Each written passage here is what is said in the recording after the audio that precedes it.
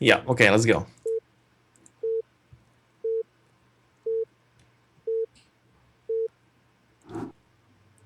All right, at the top left position as the white Protoss, we have Kusacek Proga, aka Idegel. And at the right side, we have the teal Protoss, Bonyth.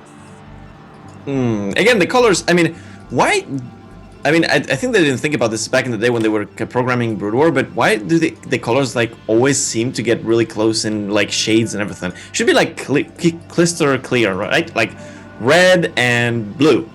Now, that's kind of easy to see everything, but I'm slightly colorblind, so it's a bit more difficult for me, I guess. I see. Yeah, no colorblind consideration from the developers here. It's pretty BM. Okay, so on Medusa, I mean, basically, like, apart from Reaver and taking down the temples, I think that those are not going to be a problem, but the fly-in area into your opponent's main is actually quite huge. You have a lot of area that you can fly in a shuttle, so putting pylons around to try to spot it is probably going to be quite difficult. Yeah, definitely. I mean, it's interesting because on the one hand, that's one reason why Reavers are pretty cool on this map. But on the other hand, if you go like 1 or 2 gate and then Robo, and the other guy, 4 gate goons you, you're just instantly dead. And it's so easy to do that on Medusa. You can't even do any kind of like sick holds at the ramp because I mean, again, there's no ramp because there's no high ground. It's all flat. So I mean, I think there are a few like tricks. Of course, you can put a few pylons in the front, and they do mess up the AI. And the good thing about that actually is that when you're attacking an opponent, and you're at the same time saying, "Okay, I have a good moment that I can try to kill him," you still need to keep producing units at your base. Now, because of Medusa, you need to send them to the natural and then try to send them like to the correct location. So you can't really be constantly looking at your army and aim in every unit individually. True. That's just it's one of the annoying things about playing this map as well. But I guess we'll see here. I really just want to see a 4-gate goon all in. Maybe Idegel can do that, and then we can go to a game 3. That'd be quite funny. The problem I think is that many times in the past, 4-gate goons like loses many times to something like a double gateway zealot to DTs or something like that, because in a way it's actually quite easy to pull it off as the guy doing the zealots, because you just send the zealots and you forget about them, you don't really micro them too much, while the guy doing the dragoons is actually has to micro constantly and keep his macro going. So I think it's fallen a little bit out of fashion because people actually have figured out that if you scout it, you're probably going to be in a hard position. Yeah, that's fair enough, I guess. It's one of those things, man. In PvP, the build order counters. I think PvP is probably a matchup where the build orders can counter each other the hardest. I say can; it doesn't always happen. But even compared to like ZVZ, where historically people always said that kind of thing. Nowadays, the matchup has developed so far that a lot of the old build order counters aren't actually counters anymore. Zergs have figured out really good responses. But in PvP, it's quite difficult still sometimes depending on the build.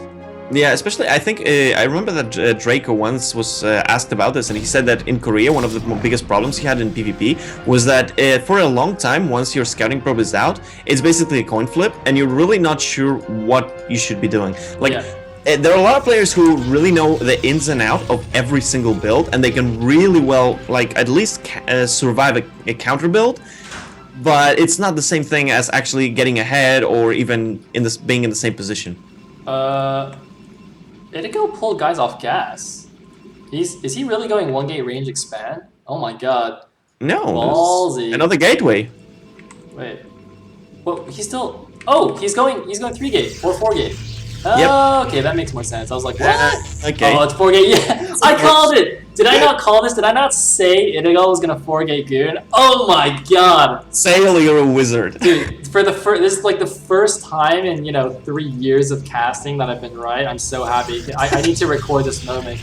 This is a joyous moment of my life. Okay, so basically what you said is Kusacek is gonna do 4-gate. He's gonna win, and then we're gonna go to game number 3 now. Yep. Okay, you're out of 3 points, you got 1. Let's see how many you do get. Wait, what are the other 2? One is that he wins, what's the 3rd point? And we get to the 3rd game. Well, we are going to get to the 3rd game. Oh, you mean like no one's going to forfeit or something? Dude, we're going to get a 3rd game if he wins. It's going to be 1-1, man. I got this in the bag. I got 3 points in the bag. Easy peasy. Well, let's see. Let's see. Now, Bonyth is actually the one attacking, and for this is funny. He has actually a unit lead, at least for now.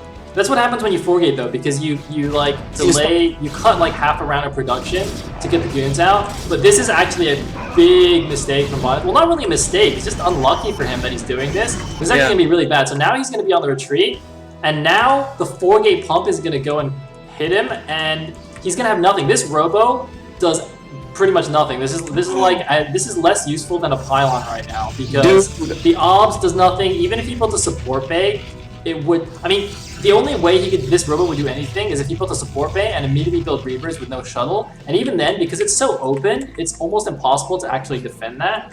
So I think he's dead.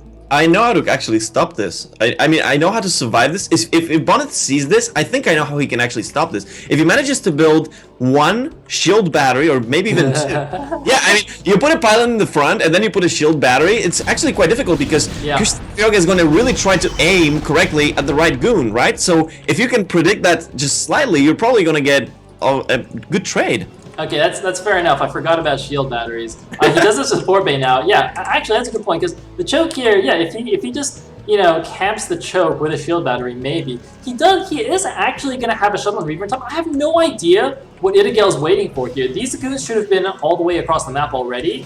He's actually waited so long that I feel like Bonyth, if he micros like a god, he could actually survive this, and that would make me very angry. Idegel, my man, you can't show me up like that. Come on, dude. I think he made the forgate maybe a little bit too fast because he's on 21 probes. Is that enough for a forgate? I think it's okay. You don't actually need that many probes. Obviously you want to stop building probes because this is an all-in. And here we go. The probe's out here. Oh, one goon out. Oh, the reaver's out though. The reaver's here, and here's the question: how effective is it going to be in this choke point? See, the forgate was waiting way too long for this. Now there's enough units to actually block this. Oh my god! But he's just going for the goons. This is actually fine though. This is actually a mistake a lot of players make, is to go for the shuttle, the reaver straight away, because that seems like the correct move. But you can see he had the goon brute force, and he takes down the reaver. No more scarbs. There were no more shots for the reaver. That's why it actually worked. And here we go, the forgate is powering through. Oh, man.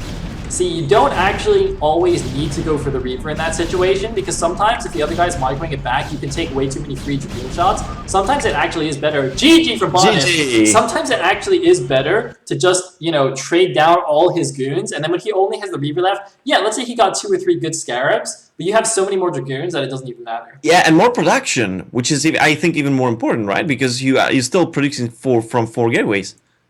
3 points, right? Oh, we got game 3. I just got game 3 from Tupacalypse. 3 points. That's right. That's right. That's how we roll. And this will be the day that you will all remember as the day that Sale was right about something. And not only right, he was 100% right, because he got 3 points out of 3. 3 out of 3, baby. 3 out of 3. I gotta say though that if we didn't go to game 3 because admins decided, that we didn't go, that would be kind of that would not be your fault. It would just because admins said that it wasn't, so you were still dead on. I would have just forfeited the cash. I would have just been like Remac, like nope, I'm out, I'm gone, peace.